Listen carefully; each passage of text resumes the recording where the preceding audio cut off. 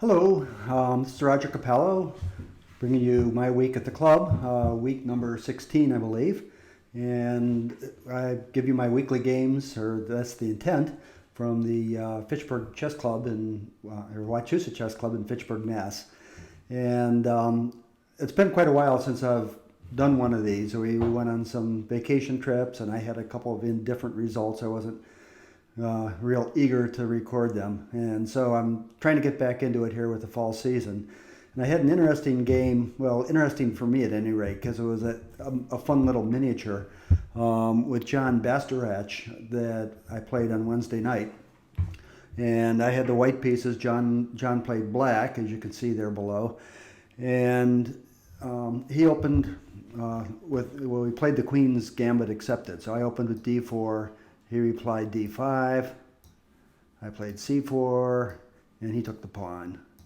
Okay, this is a very standard branch of the Queen's Gambit, and white has several different possibilities here.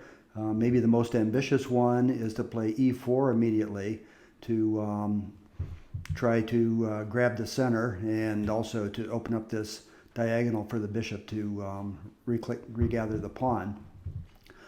Problem with that is that black can play aggressively too with e5, and even though this variation is good for white, I wasn't really prepared to meet it. So I decided to avoid that, and so instead of e5, I played knight f3. I mean, another possibility actually, of course, was to play just to push this pawn forward one square, e3, and get the pawn immediately. But this pawn won't be a problem to pick up. If I had to, I could always come out with the queen to a4 check and then come over and take the pawn that way. So there's several possibilities. But with knight f3, this prevents black from doing anything immediately on the e5 square. And so John instead played the sensible reply knight f6, which is really the main line. It exerts control then over the e5 square. Okay, since it's going to be difficult for me to actually get in e4, I went ahead and played the sort of more conservative move at this point with e3, and he responded e6. Now, I thought at the time that bishop g4 might be a possibility, and this is, I wasn't too worried about this, but it seemed like sort of the most testing variation, and I would have to maybe respond fairly actively with something like taking the pawn, and he would probably try to blunt my bishop along that diagonal. And the game, would proceed on from there. It's I could kick the bishop, but he would maintain the pin, and it would be a it would be a chess game. He didn't do that. Instead, after e3, he just played e6, and let's promote this to the main move here. Okay, e6. So after e6, I was glad to see that, because now the bishop is, its scope is reduced here on this diagonal, and it didn't get outside of the pawn chain. So after he played e6, I was able to go ahead and gather in my pawn. At that point, he came out and checked with his bishop.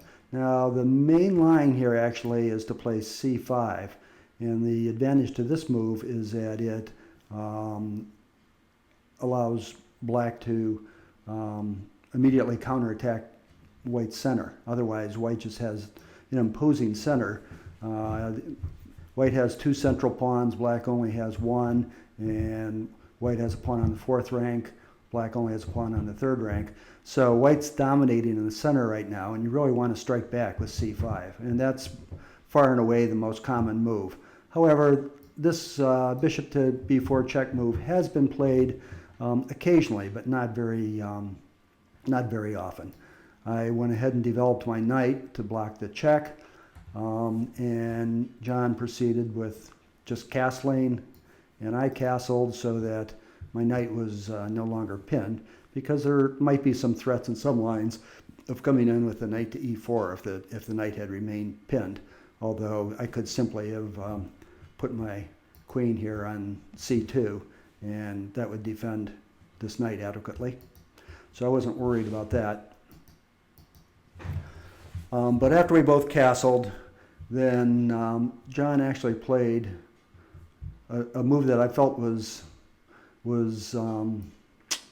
probably the source of many of his problems here. He played c6, which I think is a little too under ambitious. Instead, you'd probably want to play the knight to c6 instead, get it out in front of the pawns and have some say over the center, or even play c5. But c6 means that it's going to be hard for this knight to develop. It's only got this one square.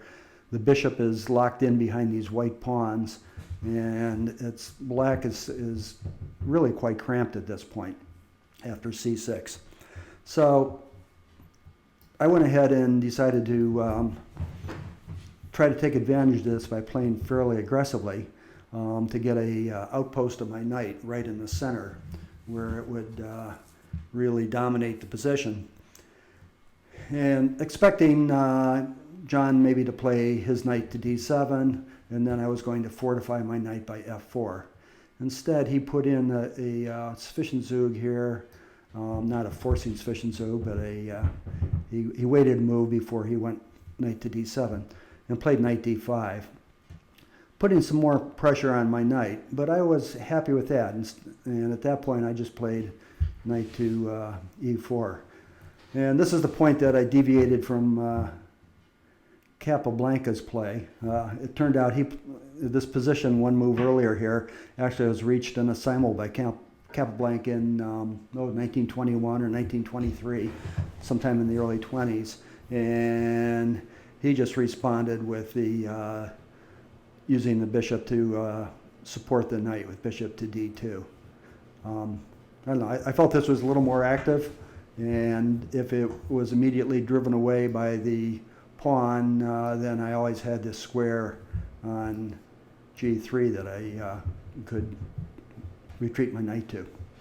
And at this point I was thinking about trying to put some pressure onto the king side, because black is really blocked out because of his lack of mobility here with his pawns from the king side. And the only way he can really respond maybe is to try to free his game up by pushing the f pawn.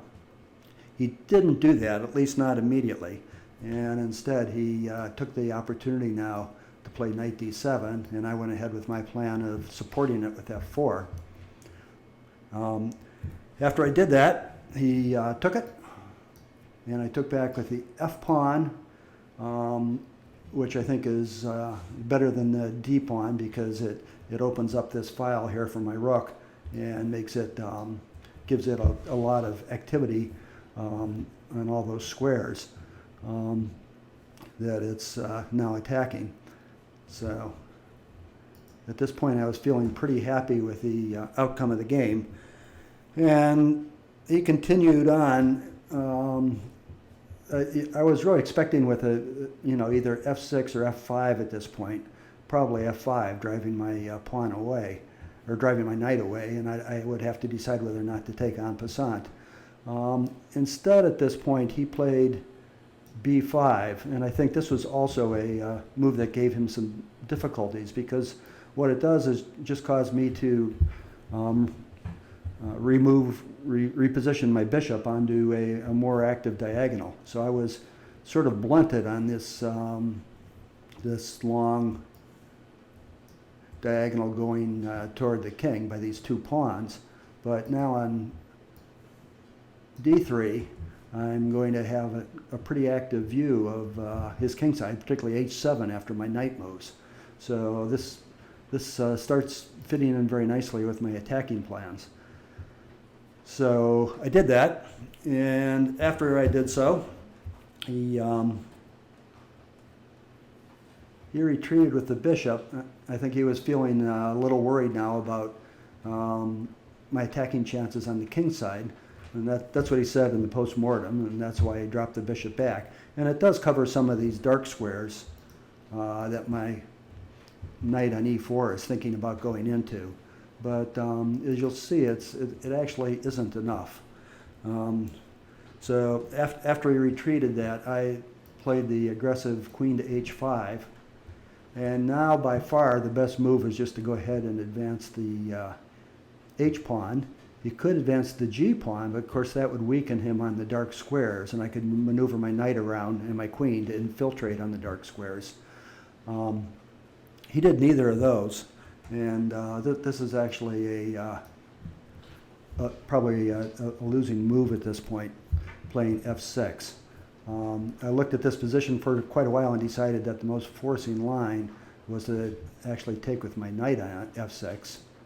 And the reason is that he has to take it. He can't ignore the threat, because if the king moves, there's simply mate on h7. And so he can't do that. If he takes with either the bishop or the pawn, there's an immediate checkmate on h7 now, because the diagonal for the light squared bishop has been opened up, and it supports my queen. And the same thing happens, of course, with bishop takes, oops, wrong piece. Still checkmate, oops, not checkmate with the queen. The king actually has an escape square, so I wouldn't want to do that. But what I was planning to do actually was to do this. Check. Now the king only has one square to go to. This is a handy little mating pattern, and it comes up pretty frequently. And it's this little mate in 4 that you do by checking with the bishop first. I guess it's actually mate in 3 at the time that you actually check with the bishop. So that wasn't something that appealed to him, understandably. And so his best move at this point is to take with the rook, and that ends up winning the exchange plus a pawn. I guess I can show that variation very quickly. I can come here, check. The king has to come over to that square. If he comes to this square, that's actually ends up being mate because of this cute little check with the bishop, and now this rook is pinned along the file, and the king can't go back to e8, it'd still be in check, so the king actually would have to go back to f8, and then there's checkmate there. So that is not a good idea. So after the queen takes mate, or check rather, instead of playing the king up, actually it's better to play the king over. Then you check with the queen and the king comes up. You win the rook. So you've won the exchange now, and oh, this is actually worse than I thought, because the queen is he can't do that because the queen is on prise. This bishop is pinned just like the rook was in that last variation. Okay, I'd forgotten that little subtlety.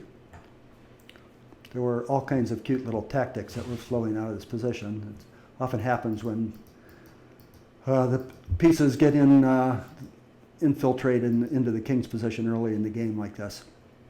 Anyhow, it was, so he could, in that particular line, it wasn't, after rook takes, queen takes check, king there, check, and king up, pawn takes rook. He can't play bishop takes pawn, but he can, say, take with the knight. And now the queen is defended, but we have one material, and white should have a nice game.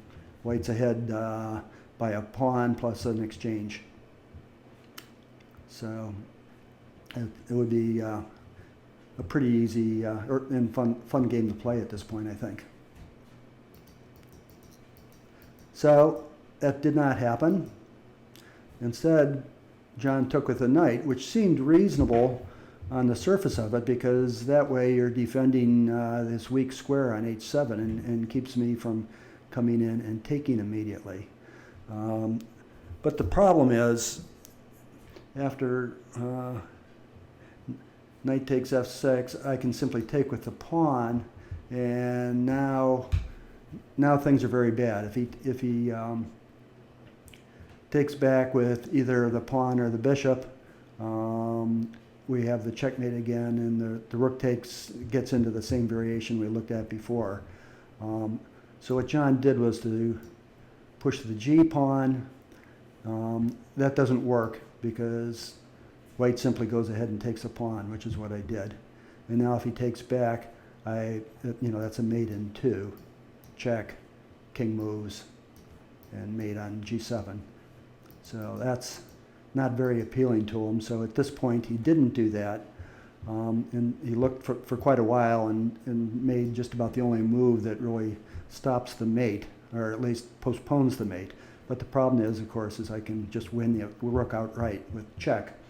And after I do that, king moves to the corner, and pawn takes bishop.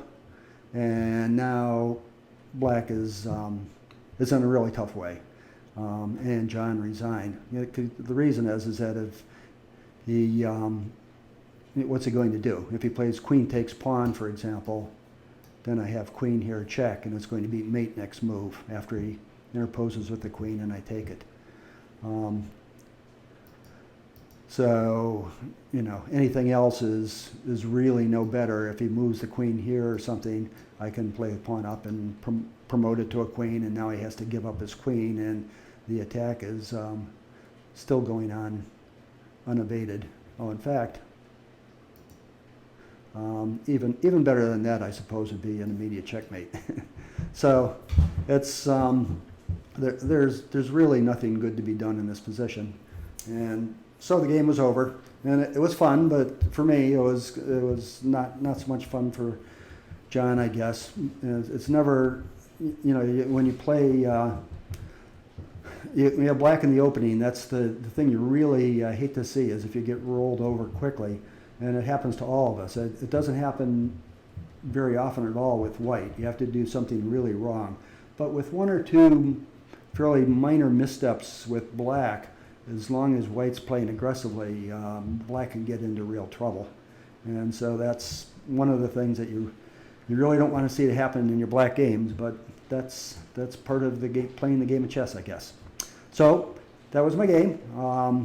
I enjoyed it, and I enjoyed bringing it to you. Next week I'll be playing the second round, and I'll bring you that game as well. And even if I lose it, I'll be here and share it with you. So long for now.